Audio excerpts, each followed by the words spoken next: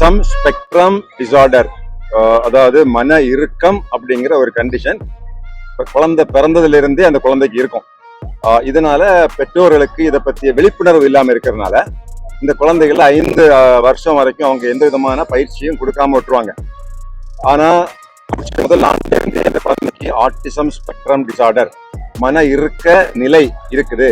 அதாவது உடல் வளர்ச்சி ஓரளவுக்கு இருக்கும், ஆனா மன வளர்ச்சி அறிவு வளர்ச்சியிலெல்லாம் அந்த அளவுக்கு நம்ம எதிர்பார்க்கிற அளவுக்கு அந்த வயசுக்கு ஏற்ற மாதிரி இருக்காது. இதனால குழந்தைகளுக்கு படிக்கிறது கஷ்டம் இருக்கும், சில டைம்ல காது கேட்காது, சில டைம்ல குழந்தைகளுடைய பிஹேவியர் கொஞ்சம் டிஃப்ரெண்டா இருக்கும், கொஞ்சம் அசௌகரியமா இருக்கும். அப்படிங்கிற போது அந்த பெற்றோர்கள் இது ஆரம்ப காலத்திலேயே தெரிஞ்சுட்டாங்கன்னா அதுக்கு பயிற்சி கொடுக்கறதுக்கு டாக்டர்ஸ் இருக்கிறாங்க. அதுக்காக தேர்ட் ஐ அந்த நிறுவனம் அவங்க இதுக்கு குழந்தைகளுக்காகவே வேலை பார்த்துட்டு இருக்கிறாங்க. சரண்யா அவர்கள், அதே மாதிரி டாக்டர் மங்கை, அவங்க இந்த ஃபீல்டில் ஒர்க் பண்றாங்க.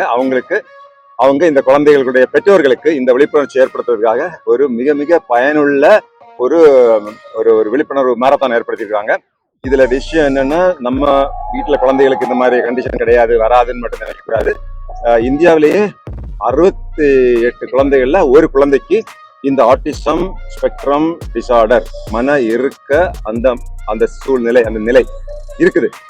அந்த குழந்தைகளால பெரிய பெரிய சாதனைகளையும் பண்ண முடியும். ஆனா நம்ம ஆரம்ப காலத்திலேயே அதை கண்டுபிடிச்சு நம்ம அதுக்கான பயிற்சிகள், ட்ரீட்மெண்ட் பண்ண முடியும். இந்த 68ங்கிறது இந்தியாவில இப்ப கண்டுபிடிச்சிருக்க அளவு தான் இருக்குது. அமெரிக்கா போன்ற நாடுகள்ல 38 குழந்தைகள்ல ஒரு குழந்தைகளுக்கு குறைபாடு இருக்கு. நம்ம நார்மலா பார்க்கக்கூடிய டாக்டர்கள், இன்ஜினியர்கள், ஐஏஎஸ் அதிகாரிகள், ஐபிஎஸ் அதிகாரிகள், அவங்களுக்கெல்லாம் கூட ஒரு சின்ன அளவுல ஆட்டிசம் இருக்கிறதுக்கு நிறைய சான்ஸ் இருக்குது.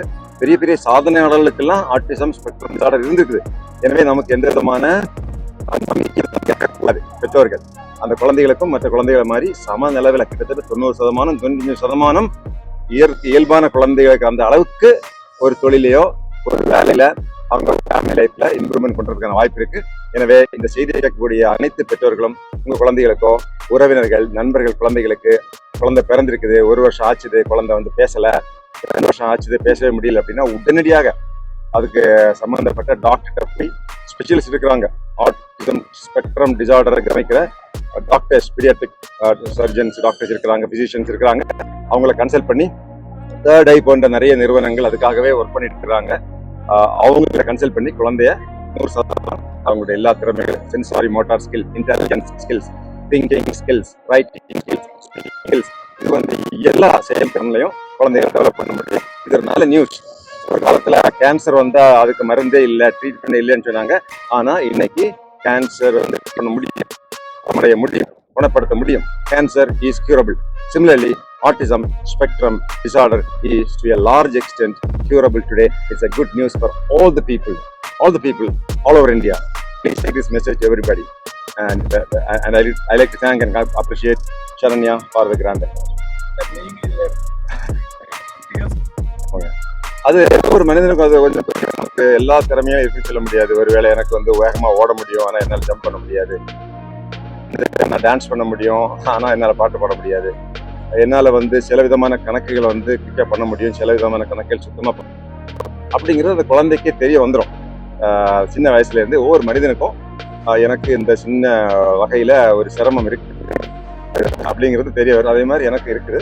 ஆனா அதையும் மீறி தான் ஒரு பட்ட படிப்பு படிச்சு, ஒரு முதுகலை பட்ட படிப்பு படிச்சு, ஒரு பிஹெச்டி கூட படிச்சுட்டு போலீஸ் டிபார்ட்மெண்ட்ல ஜாயின் பண்ணி படிப்படியான பதவிகளையும் அதே மாதிரி பொறுப்புகளையும் வகித்து அந்த துறைக்கு தலைமை பதவிக்கு என்னால் வந்திருக்க முடியுது. அப்படின்னா இந்த மன இறுக்கம் இருக்கக்கூடிய குழந்தைகளுடைய பெற்றோர்கள் கண்டிப்பாக, நான் மட்டும் இல்லை, பெரிய பெரிய உலகத்திலே பெரிய உலகமே பாராட்டக்கூடிய நிறைய அறிவியல் அறிஞர்கள், ஒரிஜினல் கண்டுபிடிப்புகளை கண்டுபிடிச்ச நிறைய அறிஞர்களுக்கெல்லாம் கூட இந்த ஆட்டிசம் டிசார்டர் இருந்திருக்குது அப்படின்னு சொல்றாங்க. ஒரு முறை ஆல்பர்ட் ஐன்ஸ்டீன் வந்து ட்ரெயின்ல வந்து டிராவல் பண்ணிட்டு இருந்திருக்கிறாரு. அப்போ டிக்கெட் கேட்டிருக்கிறாரு.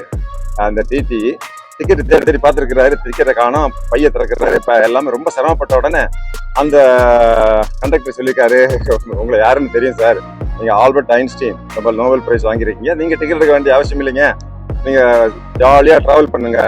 திருப்பியும் அவர் வந்து தேடி இருந்திருக்கிறாரு, டிக்கெட்டை வாங்கி எங்கேயோ வச்சுட்டாரு, மறந்துட்டாரு. ஆட்டிசம். அப்போ அவர் எவ்வளோ இருக்கா இல்லைங்க, இருக்கானாங்க, பட் எங்க இறங்கணும்னு எனக்கு தெரியாதுங்க, அதுதான் பிரச்சனையே, அதனால தான் தேடுறேன், அதை பார்த்தா தான் எங்க இறங்கணும்னு எனக்கே தெரியும். புரியுதுங்களா?